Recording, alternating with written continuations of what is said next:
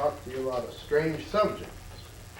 And the subject is, when you lose, you gain.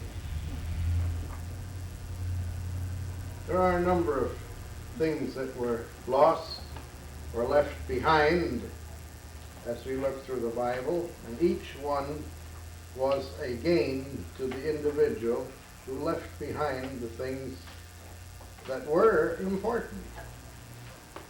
Just think, Elijah the prophet went by Elisha, and as Elijah went by, he threw his cloak on Elisha. Elisha must have said, "What do you mean by this action? Cloaks are expensive. They were hard to come by in those days. It took quite a while for a person to weave a cloak."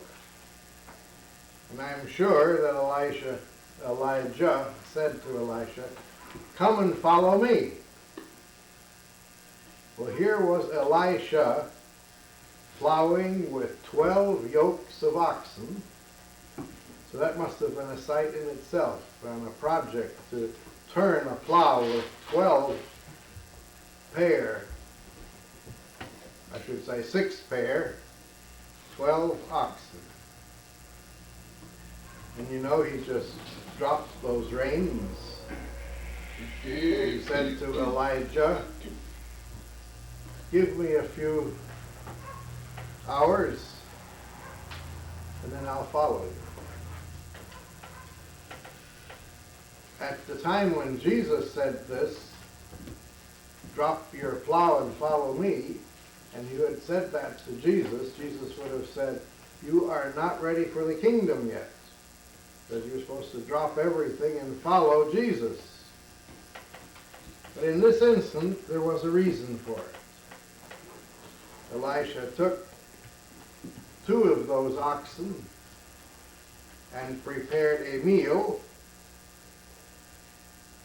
and then said goodbye to his household. And it says that meal fed many of the children of Israel. So there was quite a drought at that time, and those oxen were needed one way or the other. But Elisha forgot about them. And you know, Elisha became the greatest prophet in the scriptures. He did follow Elijah. Elijah picked up his coat again somewhere along the line because Elijah still held on to that coat, and he let go of it again to throw it back to Elisha as he rode off in a chariot of fire. So Elijah lost his cloak, but he went to other places where the Lord needed him and wanted him. And Elisha continued with that cloak.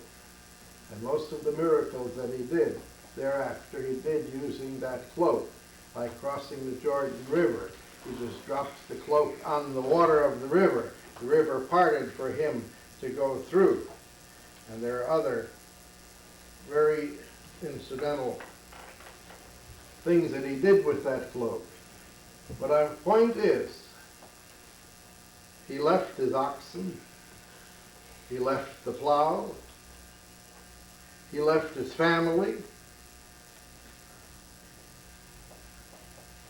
They were a loss to him, but still he did that so that he could gain more by following Elijah.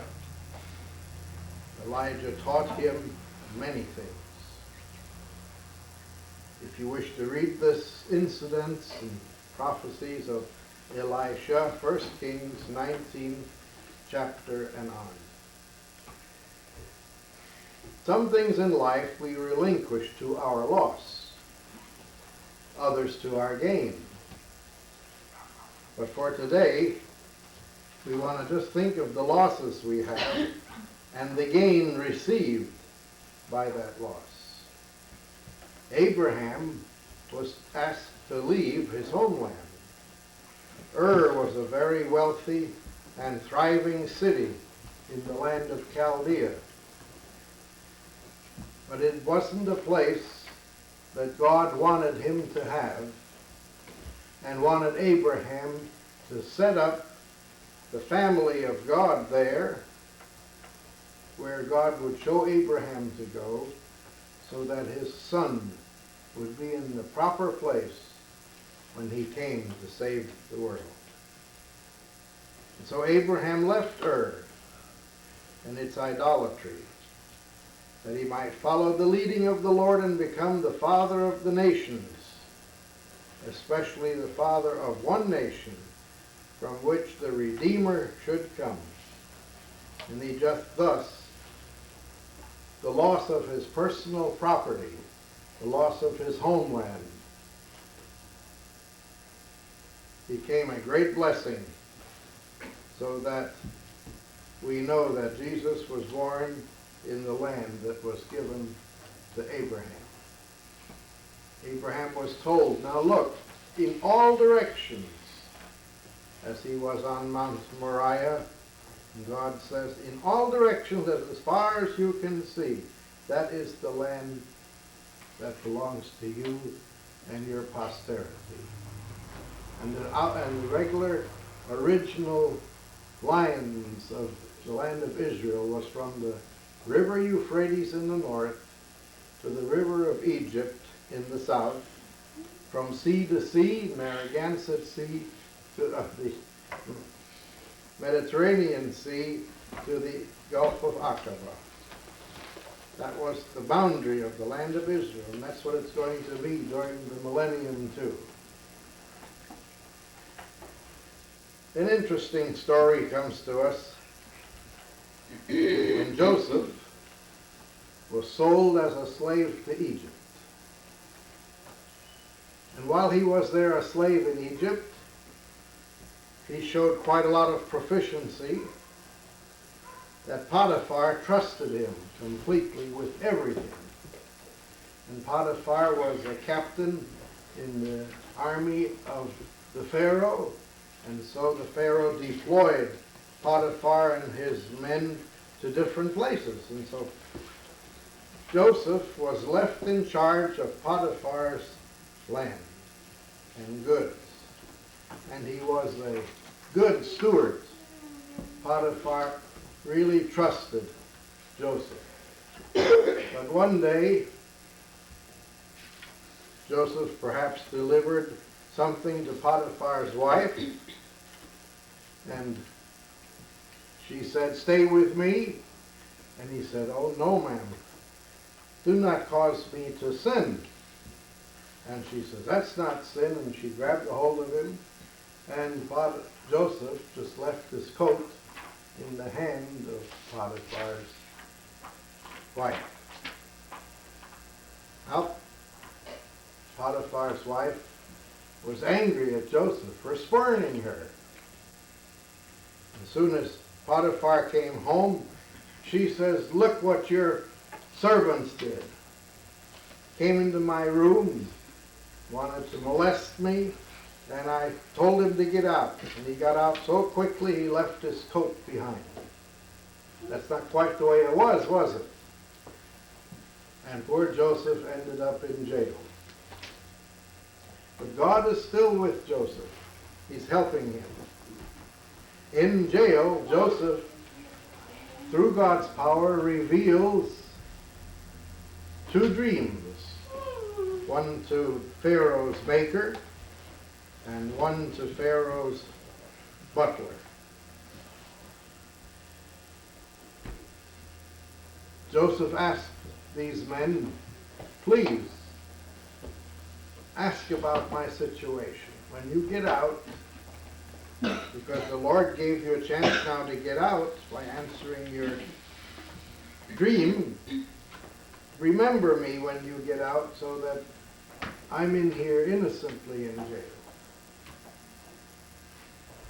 And you know, that butler forgot all about Joseph in jail. That is sort of the sad thing. Here the butler, through the power of God, received his life back again. He was again also given the job as the butler in Pharaoh's home. And Joseph is still languishing in jail. 2 whole years the butler forgot, until God gave Pharaoh a dream. And then the butler remembered, yes, there is a man in prison. And he told Pharaoh about it. And we all know the story, don't we? But I'm trying to say, Joseph became number 2 man in the land of Egypt because he was honest, trustworthy, faithful, and he even left his coat behind. And his loss was certainly great gain. It again proved that God's wheels turn quite slowly, or God's mill grinds quite slowly, but they grind exceeding well. And if our prayers sometimes aren't answered immediately, remember, God perhaps is saying no, or God is putting off your petition for another time. But God knows what you have prayed to him. If it's not done right now, just think of Joseph. Here he was languishing in jail for 2 years for something he didn't do, for being honest and upright and moral. But God eventually honored his faithfulness, and he was again rewarded, just as Abraham, through his faithfulness, made it possible for the land to belong to the children of Israel. So Joseph was able to save the children of Israel and to formulate them into a nation while they were in Egypt, so that God could use them as a nation, his people. We know when David asked permission of King Saul to go against the giant Goliath, Saul said, you can't go against a big giant like that. And David said, yes, I can. And so Saul took him to his armory. He put a helmet on him. He put a breastplate on him. He put all the armor on his feet and around his elbows. And when David went out against the giant, he couldn't walk with all that weight, could he? And so he discarded it. He left the armor of Saul laying beside the road, and he himself stepped out with just a little sling, a few stones. But the loss of the armor was the victory for David, wasn't it? For good as such equipment might have been for others, it was just a weight, an encumbrance. David had a much greater armor, the armor of God. In Hebrews 12:1 and 2 are 2 good verses.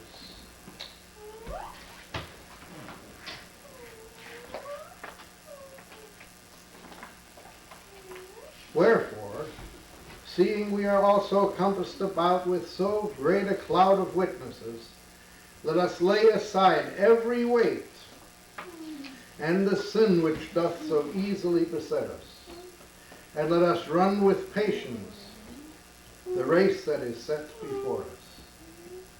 All of us have a race to run. And as we are looking unto Jesus, the author and the finisher of our faith, who for the joy that was set before him endured the cross, despised the shame, and is set down at the right hand of the throne of God. In other words, so we too, if we get rid of what besets us, as David got rid of the armor of Saul, because it certainly beset him, didn't it? And he was such a small young man at that time, the armor was probably hanging over in all the places. He was bumping it together without any help for him at all. So we too want to remember that we lay aside every weight and the sin which doth so easily beset us.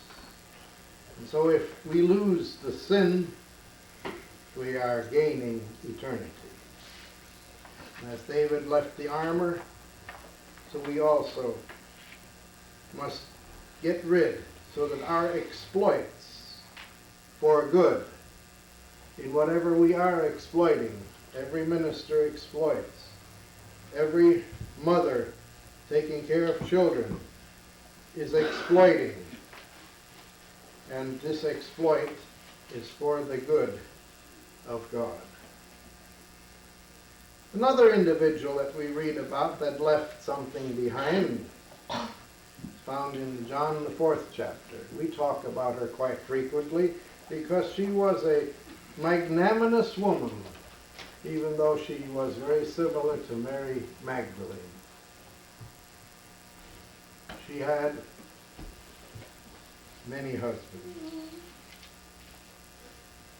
And when Jesus came and sat down at the well of Jacob, being thirsty, and this woman coming to him, asking, "Why are you sitting here? A Jew doesn't sit here at this well of Jacob. A Jew shuns anything that's Samaritan." Jesus said, "Give me a drink of water, please." The woman is still more astounded. How are you, a rabbi, talking to a Samaritan woman? And the conversation started, and we know that Jesus told her about the living water that he has. And when Jesus also told her her history, she went back to her home, and it said she told everyone in her city where she lived about Jesus.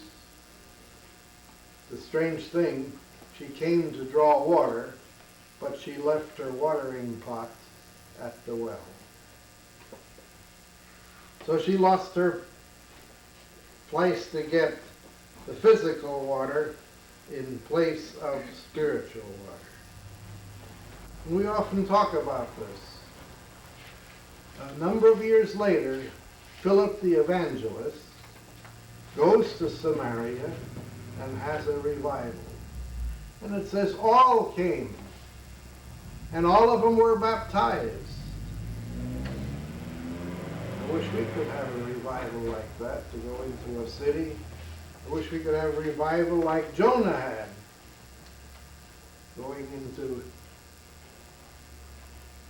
the city of Nineveh and crying that they're going to be destroyed if they don't change their way of living. Jonah also divested himself of everything.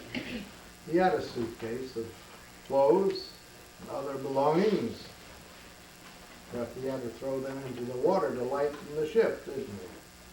But it wasn't enough. He himself also had to be put into the ship before he came to his senses after being 3 days and 3 nights in a whale.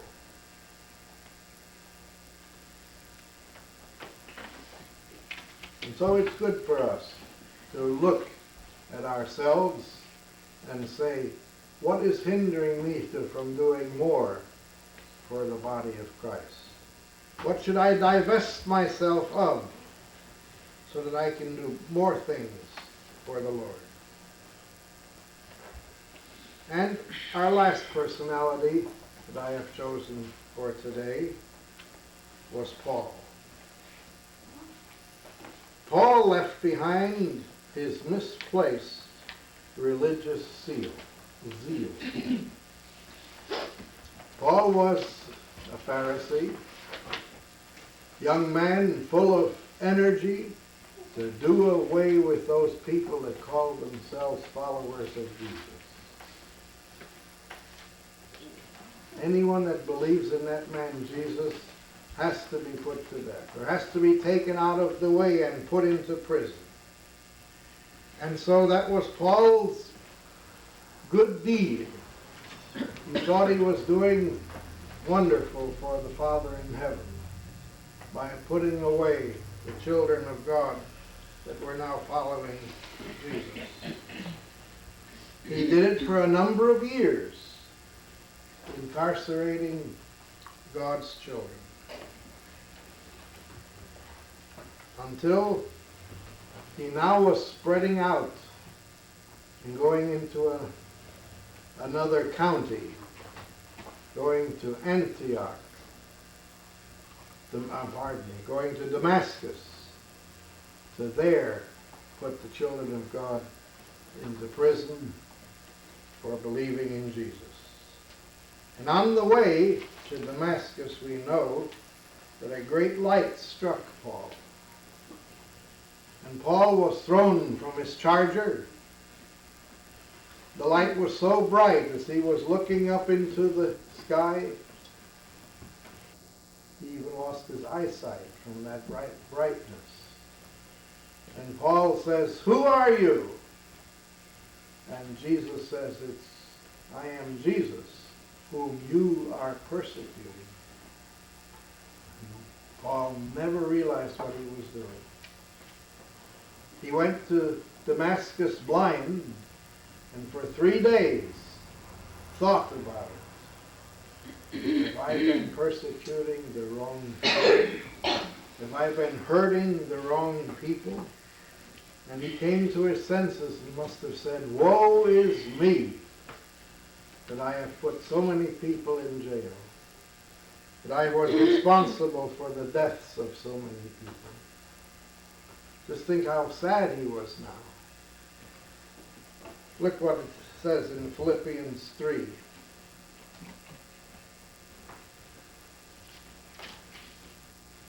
Philippians 3, 7 to 9. "But what things were gain to me, those I counted loss for Christ. Yea, doubtless, and I count all things but lost for the excellency of the knowledge of Christ Jesus, my Lord, for whom I have suffered the loss of all things, and to do count them but as evil, that I may win Christ." Filthy, I should say. I count them all for filth. "And be bound and be found in him, not having mine own righteousness, which is of the law, but that which through the faith of Christ, the righteousness which is of God, by faith." And so Paul realized that he must give up that foolish religion that he so vehemently wanted to work for. He was a Pharisee of the Pharisees. He left behind his misplaced religious zeal because it was a total loss to him as far as knowing Jesus Christ and working for him. He was concerned, what is the Lord asking of you and of me to relinquish for his glory? Whatever it is, you may be sure that his blessing will abundantly repay every earthly loss. There isn't anything worth here on earth that's worth Jesus Christ in heaven. You all know the song, don't you? "All to Jesus I surrender, humbly at his feet I bow. Worldly pleasures all forsaken, take me, Jesus, take me now." So if you and I belong to Jesus, we have given away everything, but that loss was great gain. Consecration requires self-renunciation. It is letting go and letting God. God bless you.